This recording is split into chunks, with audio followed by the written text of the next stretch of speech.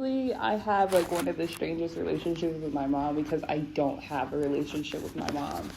And it's not that I don't want to have a relationship with her. It's just every time that I've opened up the floor to have more in-depth conversations with my mom, at least in the past, most of the times it was about my existence and how I came to be in her life. She has always stated outright that she did not want kids.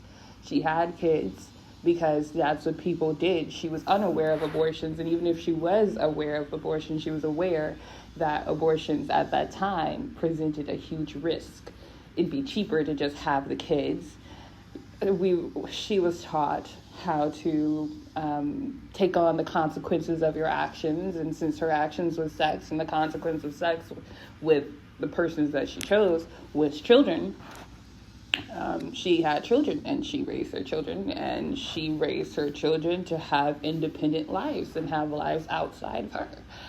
And since I am her child, I have to work with the results of that. She raised her children to be independent. She never wanted children. There's been plenty of times where I've tried to open up the conversation with life and existence with my mom, and she would outright say, back in the day, when we were slaves, they would take the children. Or she would say, if we were dogs and I had a litter, they would separate the litter from the pack, from the parents. So I feel like my mom has always had a detachment from motherhood because she never wanted children. She just dealt with the consequences of her actions. She said, okay, well, I'll raise them. I'll feed them, I'll clothe them, I'll put them in school. I'll teach them to be independent, and then they'll move on about their lives. I'll move on about my life, they'll move on about my life. It was just like another task for her.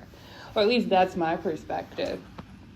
It was another task. And my mom had told me this very blunt.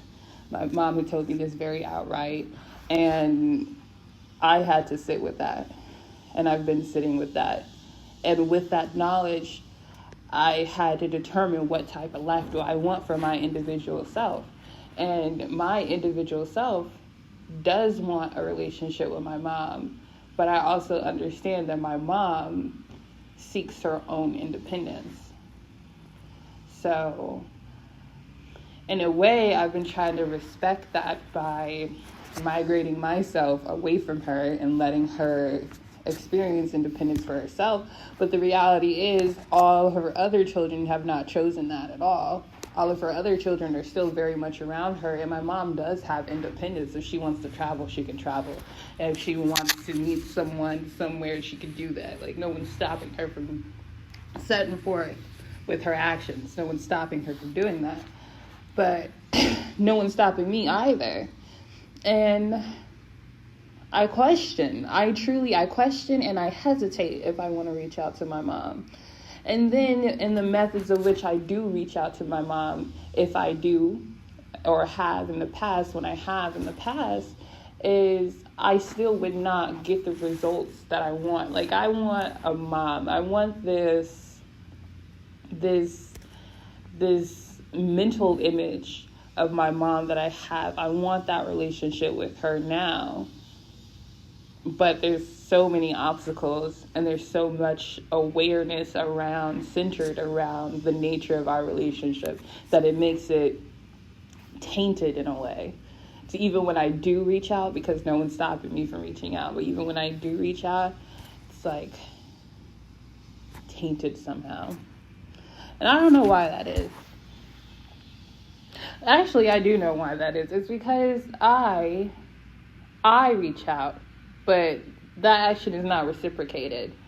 That action is not reciprocated amongst my siblings. It's not reciprocated amongst my parents. That action is not reciprocated. I can reach out all I want, and they can answer if they choose. I can get a text message later if they choose. I can get a response at some point if they choose. And I can reach out, but it's not reciprocated. They don't reach out to me. They don't give me a call. They don't send me a text message unless it's like a birthday. I'm lucky if it's a holiday and it crossed their mind, but most times it'll be on a birthday that I'll get, just them actively reaching out to me. Or if someone dies. There's the two instances. Someone dies, I get a phone call. Or if it's a birthday, I might get a text message. And that's just the state of things with us. I'll reach out to share good news.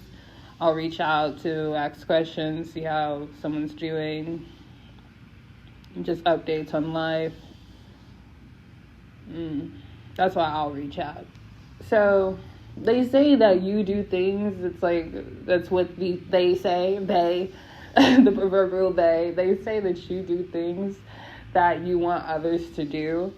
And if you don't require it, it hurts you when they don't do it. Most times, that's what people do. They say most people do unto others what they want those to do unto them. It's the golden rule, the golden principle that they teach in school. Treat others how you want to be treated. And, that can be interpreted any way. It's all about action. So the actions that I set out with people, my siblings, my parents, I don't receive, and it does hurt when I don't receive. And even if I require it and I say this is what I want and they still don't do it, it hurts because it's not what I receive. But at the end of the day, we're all individuals. So it hurts less because I understand that we're all individuals, but it still hurts. Anyway, there's been instances and times where I've wanted to reach out and I've prevented myself, I stalled myself from doing it, or I just didn't. Because, I don't know. It's because I want to reset. I want to reset the relationship that we have, but I know that there's no resetting it. There's only continuing off of what we built,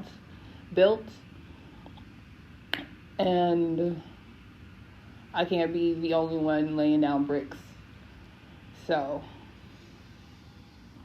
I'm looking for someone to show me that they're also willing to put in the work, and we can build together. Otherwise, I'm going to be doing other things. I got other places to build, honey. This is a community. This is not a building, all right? So I got other places to go, other plots of land to sow and plant seedlings in. So that's what I've been doing.